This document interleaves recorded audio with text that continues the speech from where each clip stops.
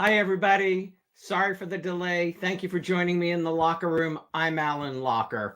Actor Doug Wert is stopping by to look back at his time working on One Life to Live, playing Wade Coleman, playing Scott Eldridge on As the World Turns, and a role on Young and the Restless. In addition to his roles in daytime, he has appeared in several primetime hit series, including Star Trek The Next Generation, Stargate SG-1, 666 Park Avenue, Law and Order, and so much more. Doug spent 10 years in the music business producing artists and also associate produced A Christmas Story on Broadway.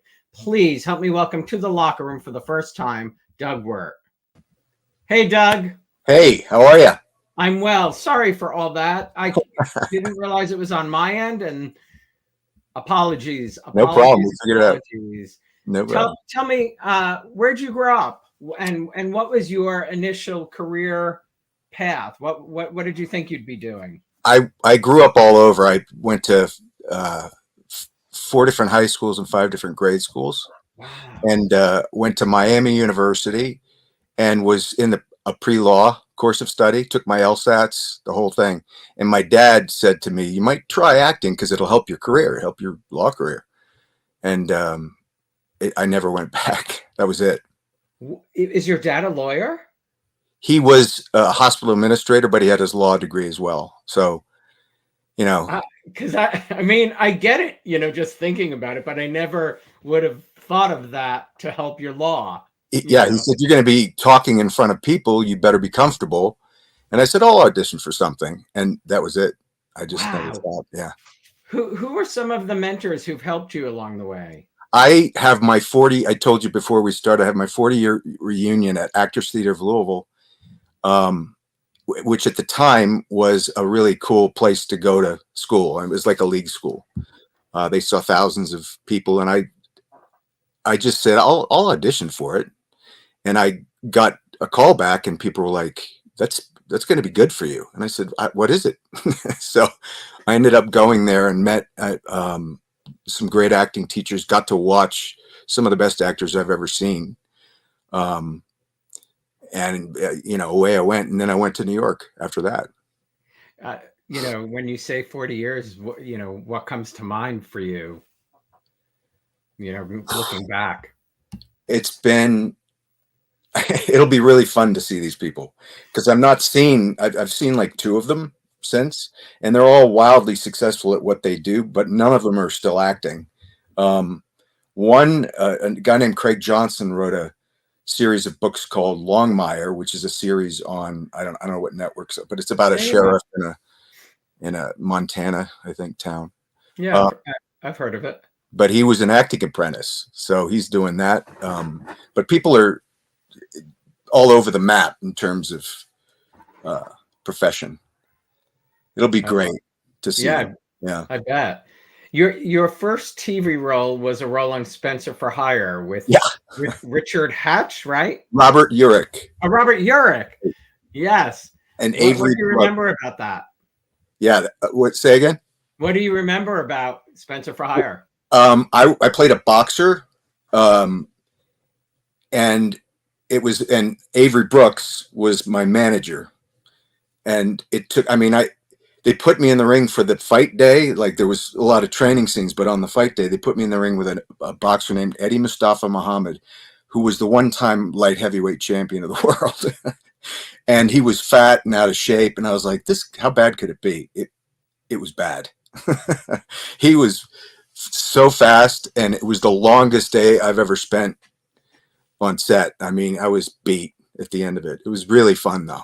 Robert Urich was a gentleman. Did you train as a boxer at some point? Do you know boxing? I know boxing and wrestling. I did it in school and learned to box and was in great shape, like some of the best shape of my life. And he just made me look like a little boy. That's hysterical. I love that. Cool. Well, shortly after the role of Wade Coleman came about on One Life to Live, do you remember anything about your audition? I auditioned for the Max, the Jim DePaiva role. Oh, okay. And they liked me, but I didn't get it, and he was perfect. He was really good. I thought he was a perfect Max. And they called me back and said, we wrote a role for you. It'll be recurring. And I was like, oh, okay, that sounds fun. And then it turned into, a contract. So Oh, that's yeah. It's nice that you made an impression. Yeah, that's always good. Yeah, it really is. You worked for quite the executive producer in Paul Rous, who I got to work with on Guiding Light. Oh, you did? Yeah. Wow. I want to hear your Paul Rous stories. It was intimidating. I did PR for his show, so yeah, intimidating man. That was his thing, to intimidate. This is a story I probably shouldn't tell, but I'm gonna. You should. I wasn't working. Wade Coleman really didn't have. Mary Lynn was his storyline. That was kind of it. And before I signed my second year contract, I went up and I said, I really want to start working. I've got a great idea. And he said, I don't really take ideas, with the cigar and I knew you were, with the cigar, yeah. Quintessential. And he said, I don't take actors' ideas. And I go, okay. And he came down to the floor the next day and he said, okay, what's your idea? And essentially, I said, it's a soap within a soap. You won't have to spend any money on camera, on sets. You just turn the camera around, I wanted Wade, who had no storyline, to suddenly get discovered, right? And he told me why it wouldn't work. And then over the next 2 or 3 months, he'd come to the floor. And anytime Paul Rous came to the floor, somebody was getting fired, usually. So he'd come and ask to see me. And I was like, oh, well, it's over. It was fun. And he would come and say, I thought of another reason it won't work. And I was like, okay, no problem. And finally, 3 months later, they were seeing actors for a soap within a soap. Do you remember the Daisy Awards? Jessica Tuck was an actress. Yeah. And at the end of my contract, it was around Christmas. It was a Christmas party. And I went up to him, and they'd been nominated at that point for an Emmy for like writing and the whole thing. And I went up to him and I said, hey, turns out that worked out. And he went, yep, glad I thought of it. That does not surprise me. Yeah. Does not. Well, let's take a look at you and Tammy in action. Oh my God. Oh my God. Oh no, I left my purse on the bridge. That's okay. Somebody will find it and turn it into the cops. And that is some good shape, Doug Wert. Of course. I don't have the energy to walk back and get it. Me either. Almost drowning sure can take a lot out of you. I still can't believe you did that. I also can't believe you never learned how to swim. Oh, I didn't come from one of those television families where everybody goes on outings and teaches each other things like how to walk and talk and swim. All right, I got the Any point. recollection of that? Wow. That's a trip. Ooh. Sorry Everything's about good. That'll be fun to watch back. Hey, you know what? There's really nothing polished about me. There never has been.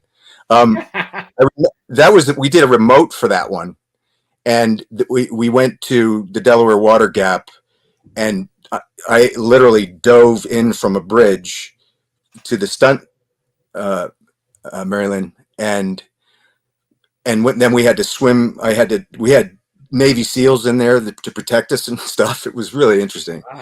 Wow.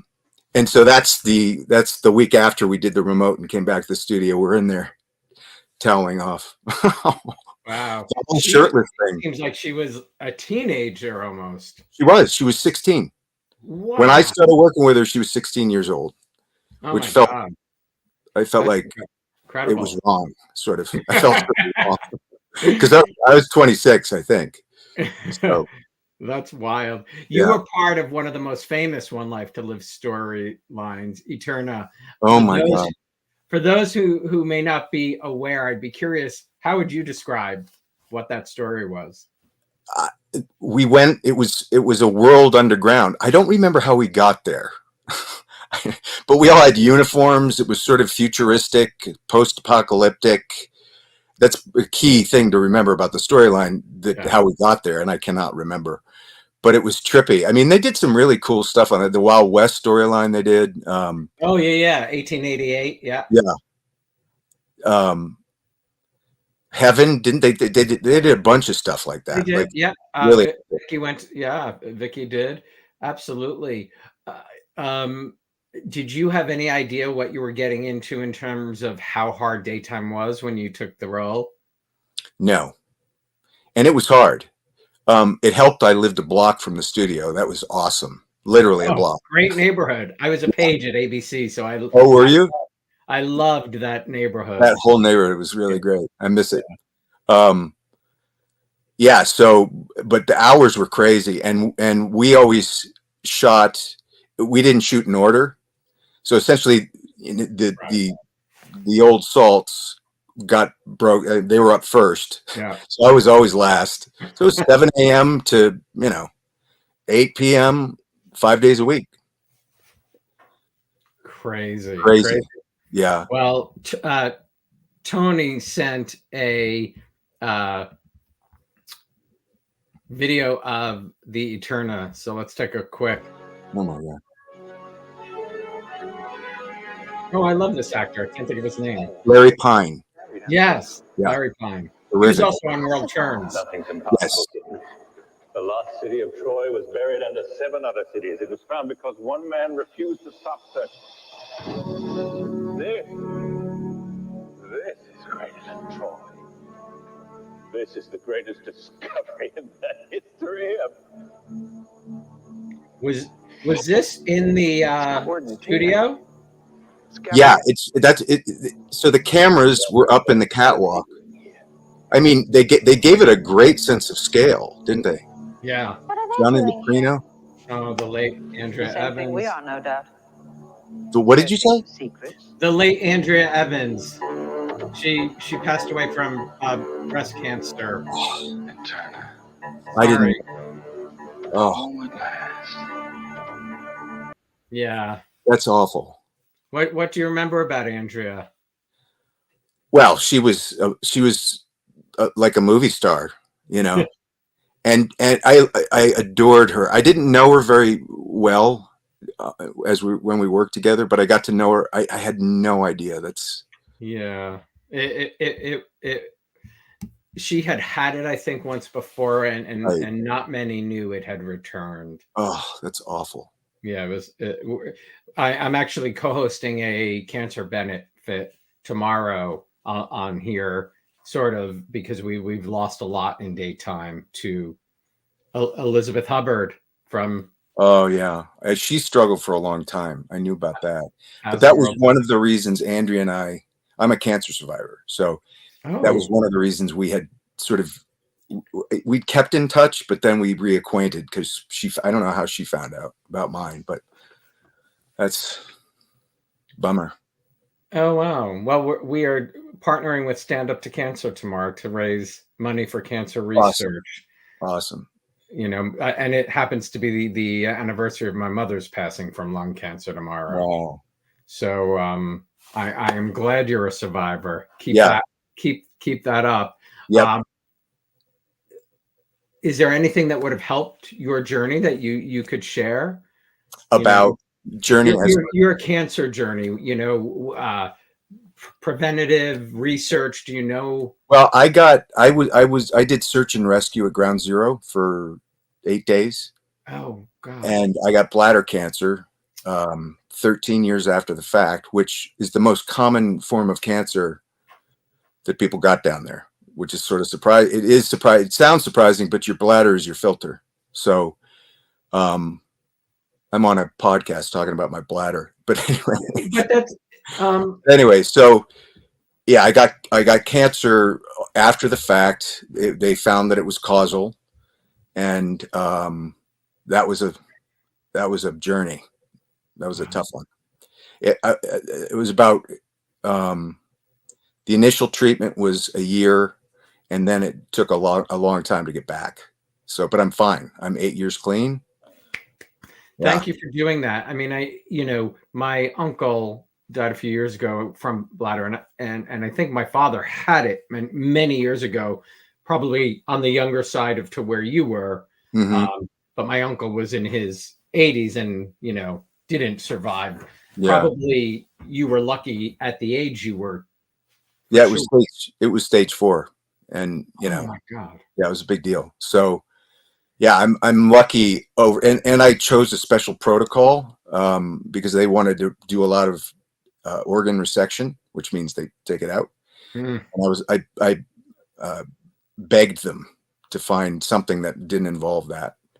And they didn't. There was one protocol they had, but it wasn't. They were trying it on older people, and they said, "You're young. If you want to live, you need to do it this way." And I really just didn't feel it was right. And so that special protocol involved extra radiation, lots of radiation and chemo, more than normal. But you took charge of your journey, yes, advocate for your healthcare, man. You're the only advocate you have. So you really, really do. Yeah. I love that. Thank you for sharing that. Thank you for doing what you did down there.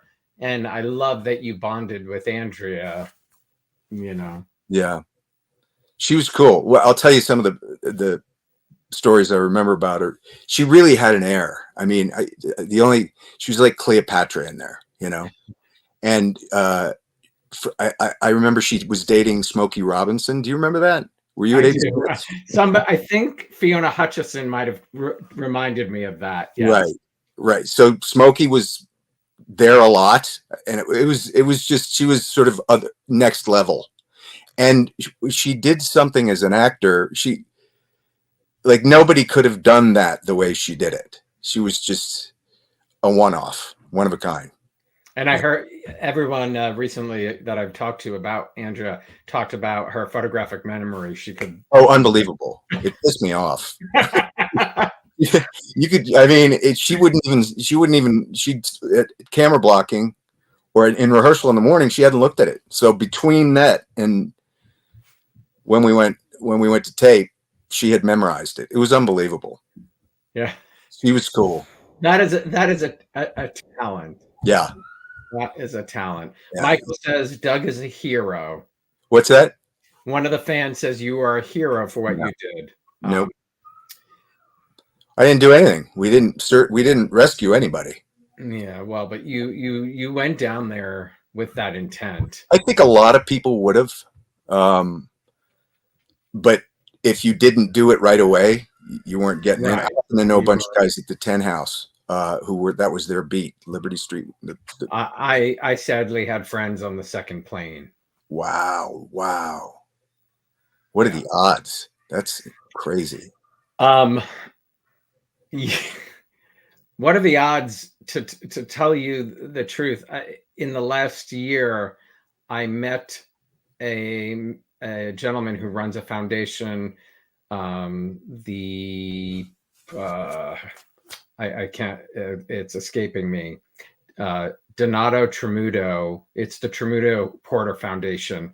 Donato Tremudo happened to be friends with my friends, but I didn't know that. And he was supposed to be on the plane with them. Wow. And I just recently met him. Isn't that? That's crazy. Yeah. 20 years later, we connected and found each other. It's just, just bizarre. After One Life to Live in 1990, you joined the Trekkie universe with a role in Star Trek: The Next Generation. Were you a Trekkie growing up? I loved the show, but I wasn't, I mean, I'd probably seen all of them, but I wasn't. And that's a big fan. Yeah. It was, if you were my age, that was the cool thing on television at that time, the first one, right? And it was just it was to do one of them, and it ended up being 4 or 5. And that's, I've done some fun stuff on stage,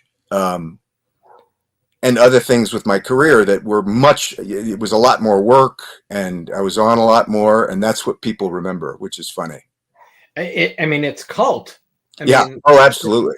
The Trekkie universe. Do you go to conventions? I was asked to. My buddy Robbie, you know Robbie McNeil. He was on All My Children. I can't remember but he did 9 years on what was I can't remember the one after Next Generation. And he goes all the time. I mean, it's a cottage industry. He had a podcast. Him and the other, I can't remember the name of I didn't watch that show, but when I did, he was great. But he had a Star Trek podcast with another cast member, and he could get, it was amazing. I don't think they're doing it anymore, but he did it for 2 years. That's a whole other. It is, and you will. I mean, it's like you will live on. It's like, and it's around the world because it's so. Oh yeah, it's global for sure. Yeah. Take me over to As the World Turns and Scott Eldridge. Do you remember that audition and how that role came about? Well, I can't remember. What was the name of the producer you had on? The As the World Turns producer. Oh, Lawrence Queso. Yes, I think he's the one. I can't remember. What year did you join? 96. Yeah, probably. Okay. Yeah, I think he got there. Yeah, or he might have left right around that time too. It could be very close to his. I think it was 89 to 95. Yeah, right. So close to that. He for 2 years kept calling my agent and said we really would like him to do the show. And I was like, I'm not going to do another show.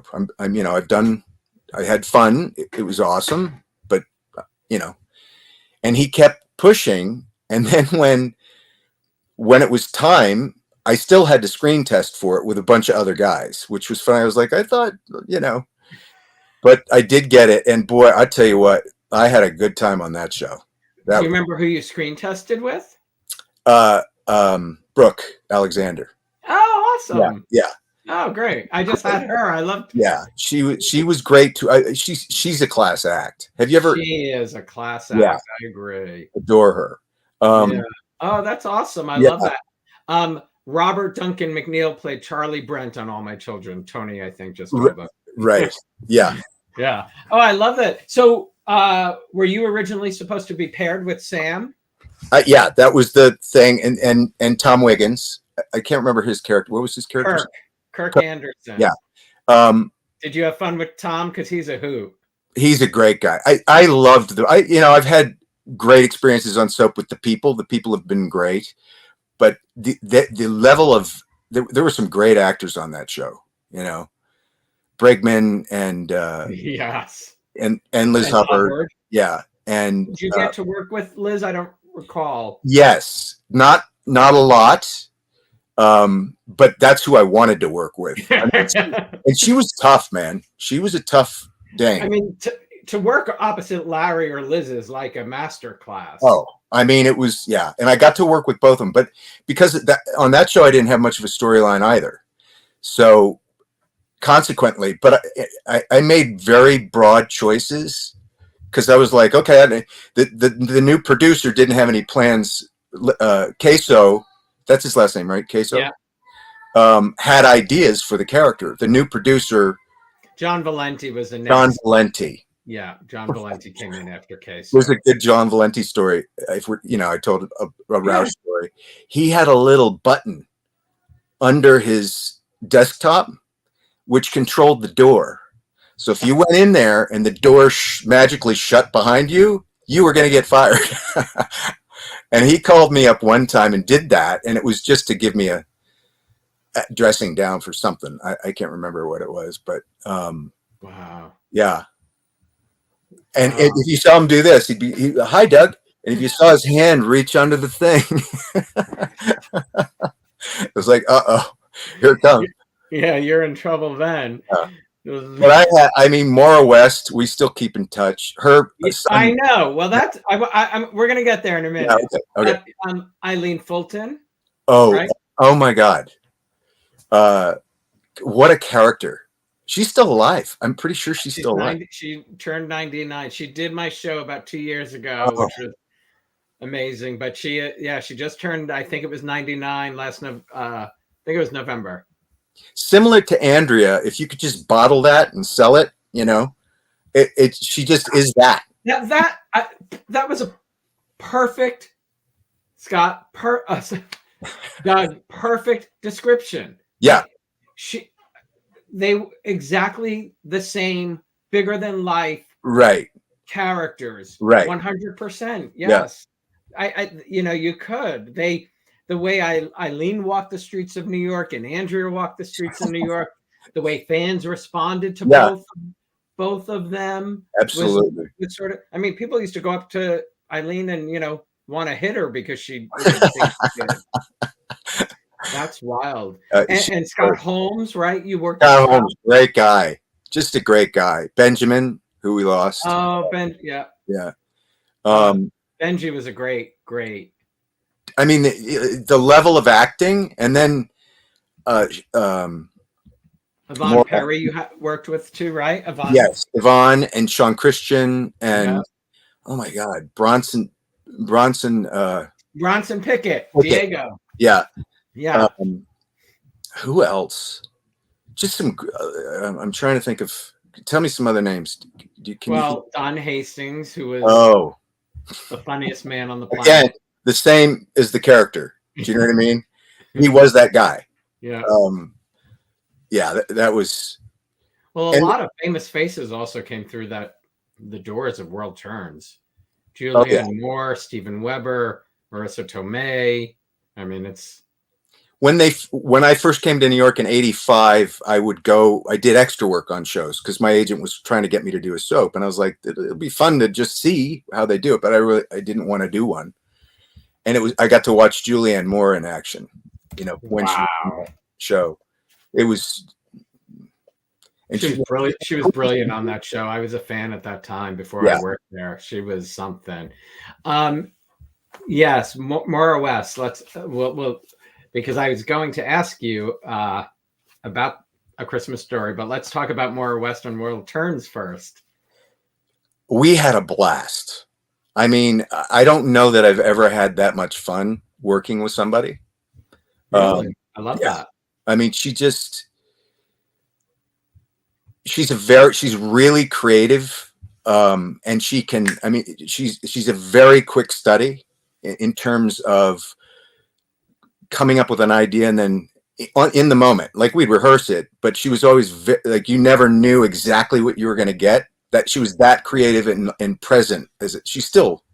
I love watching her, anytime. I don't watch television really, but if I'm in the gym and I see it's General Hospital, they're usually on, I'll just stop and watch her for the scene. She's just awesome. And it's funny because I haven't watched soap since I worked on Guiding Light and World Turns, and those were my shows. Yeah. Now that I do this, I've started, I've always wanted to see Maura and all my friends on these other shows, but now I'm really watching them, and she is just to watch every move she makes is just. And she's an even better person. I mean, she is just good people, Yes. And I went to see your show, A Christmas Story, because her son was in it. Yeah. How did those worlds collide for you? I can't remember. Whether somebody told me he had auditioned. But it was I hadn't seen her since World Turns. We had the same manager when I left. But then I didn't see her for however many years that was. It was at least 15 years.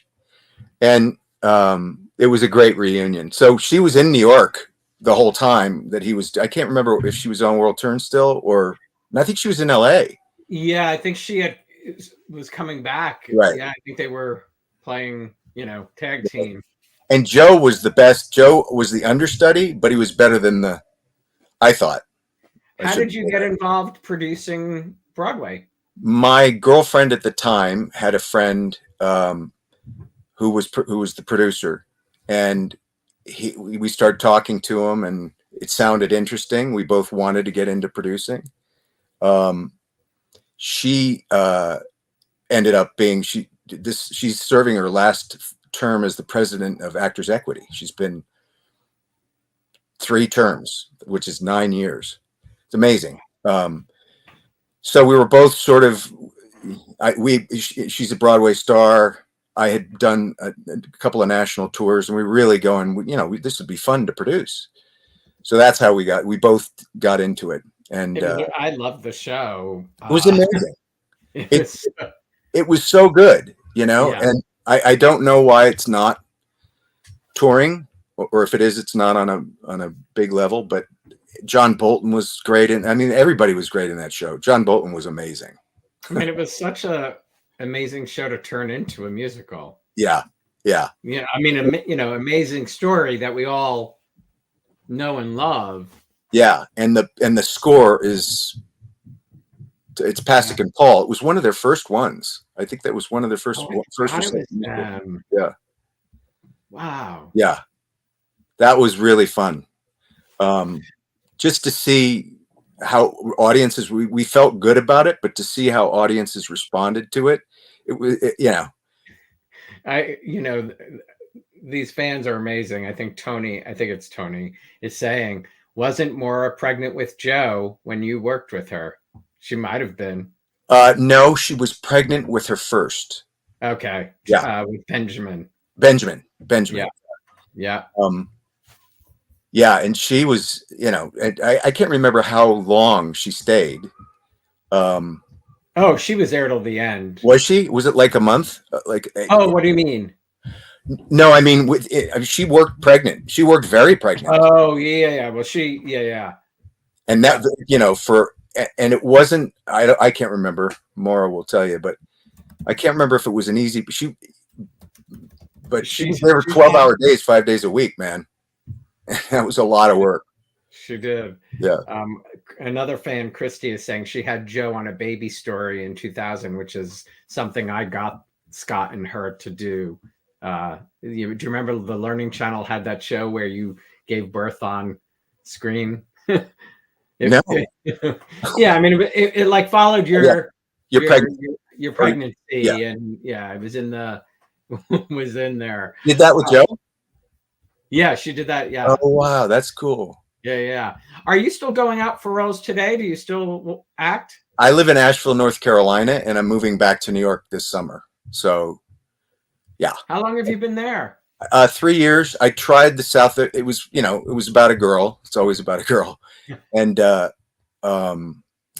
wanted to try the Southeast market, and then I was in Atlanta when COVID hit.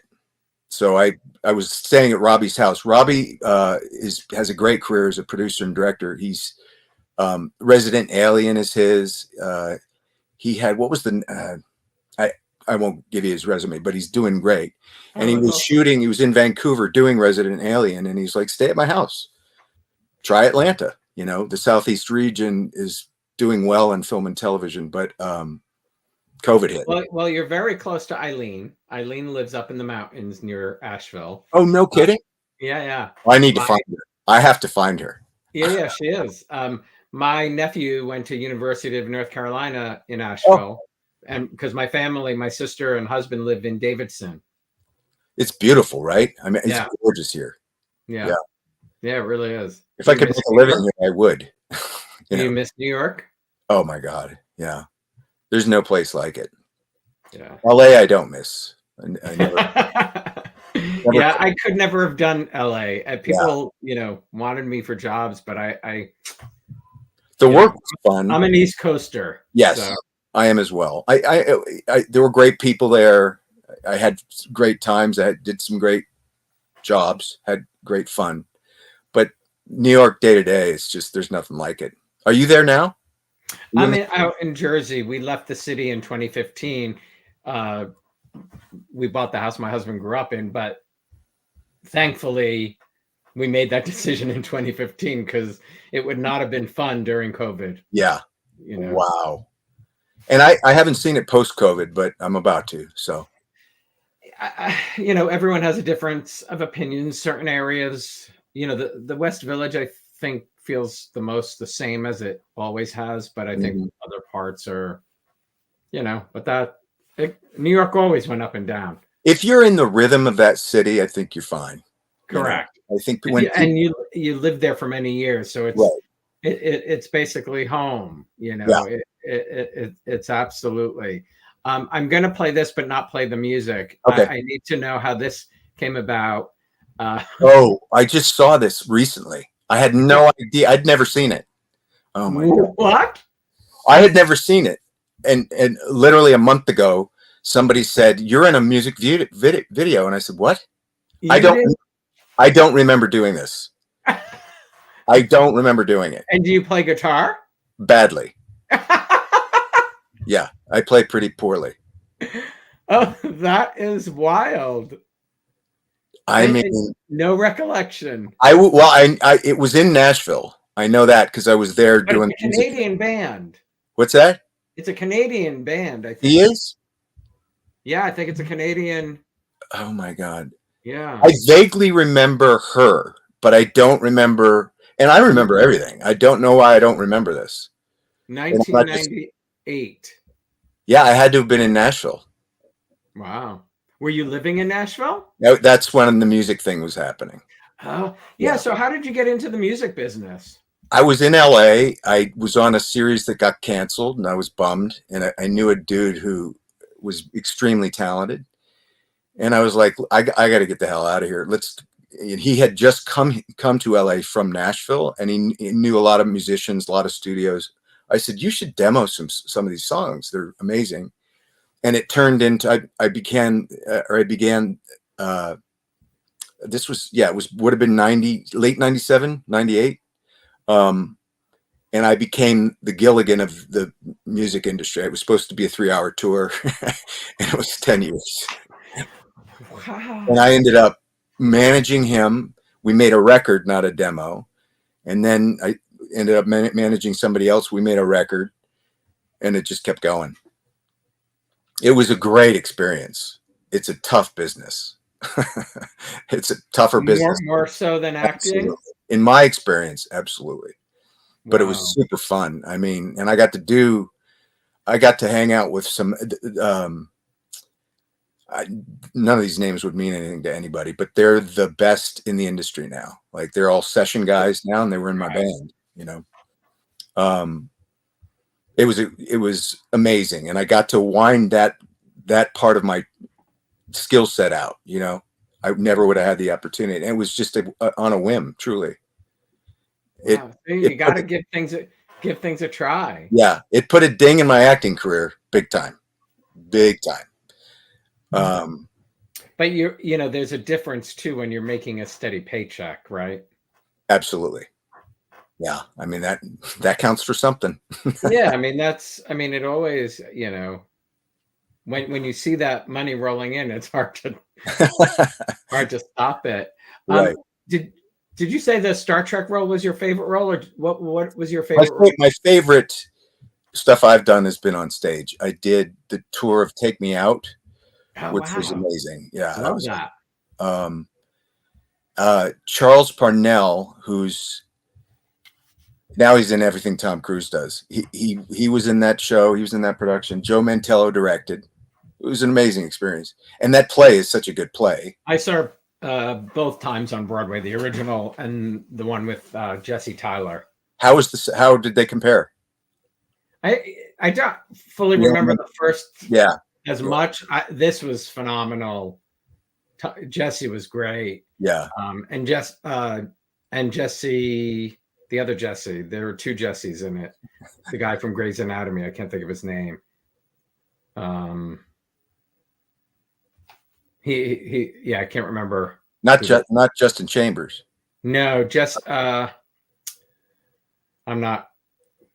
The brain isn't remembering. But that is a great show. It's a great show. Oh, great book. And I did Death Trap with Elliot Gould and Cindy Williams. That was interesting. Oh, wow. For over a year, we did that show. It was really fun. What were they like? He is, again, they broke the mold. And he's one of the most interesting people I've ever met in my life. We're still in touch. That man is. He's still working. That man is gold. Yeah. And Cindy Williams was one of the nicest people I've ever met in show business or anywhere. She was just Yeah, that's another big loss. I was really sad. Wow. But yeah, I mean, and I've never seen that show, I don't think. Death Trap? Oh, Yeah. it's a really well written play. It's so tight, and it works anywhere, anytime. You know, we did 36 cities, so Wow. it was interesting to see how that played. And touring is interesting because you get to see it. And I heard a comic say this recently, just a week ago. Somebody was asking him what his favorite city to play was, and he said Indianapolis, which was my favorite city. I mean, we were everywhere. 36 cities. Why was it Indianapolis? What? They thought we were and every night for 2 weeks, every show, we couldn't do anything wrong. And it's like, are we this good? Clearly we're not this good, but they laughed at anything. And it was a joy. I mean, they just had such a good time that you had to, you know.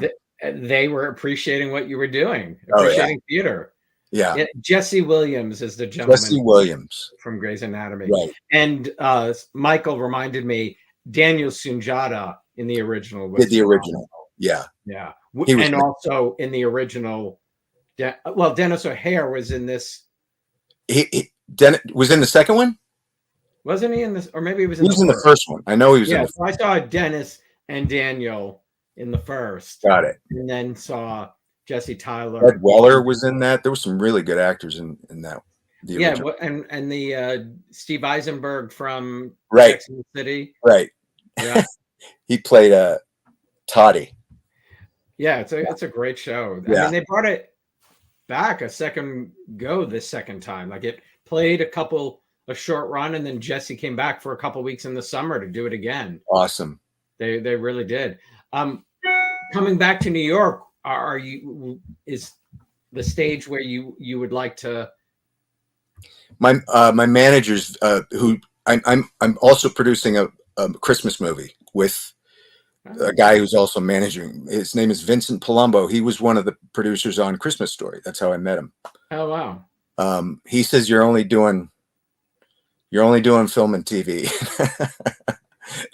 Yeah, I mean, his point is that's the way to get back to work. Right. Get back quickly into it. Yeah. Yeah. And I'm not going to, I mean, the theater has become a whole different animal than before. Well, and I love that you said, New York. I mean, there's so much in New York. Oh, yeah. So much filming here left and right. Do you watch a lot of TV? I don't.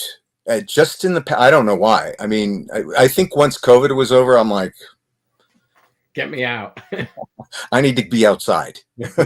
And right now you're in the great area to be outside. Yeah. Oh man, it's awesome. It's beautiful. Yeah. Absolutely.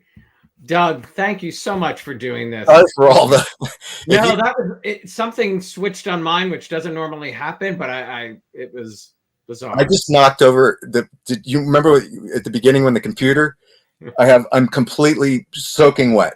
I had a big glass of water. Oh no, I can't tell. Nobody knew. Well, you are an actor. The show must go on. Nobody could see that. That's funny. That appeared. Thank you for sharing your personal story, for sharing your memories of Andrea, because I know the fans love hearing that. Yeah, class act, boy. Really appreciate that. Thanks for having me, man. It was fun. My pleasure. Stay in touch. Will do. Hopefully I'll see you around New York City. Sounds good. See you, Alan. Yeah, bye-bye. Thanks, everybody, for joining today. Thank you, Doug Wert, for spending the hour. Please do not forget to join us tomorrow night for Daytime Stands Up, a benefit for Stand Up to Cancer. Michael Fairman and I will host this 3-hour event featuring an array of talent from all of your favorite shows who will share their personal on and off screen connections to cancer. And there is a live eBay auction going live tomorrow night with some great memorabilia and virtual one-on-ones with some of your favorite daytime talent. Thank you for watching. Please help us stand up to cancer and have a great evening. I will see you tomorrow night, everybody.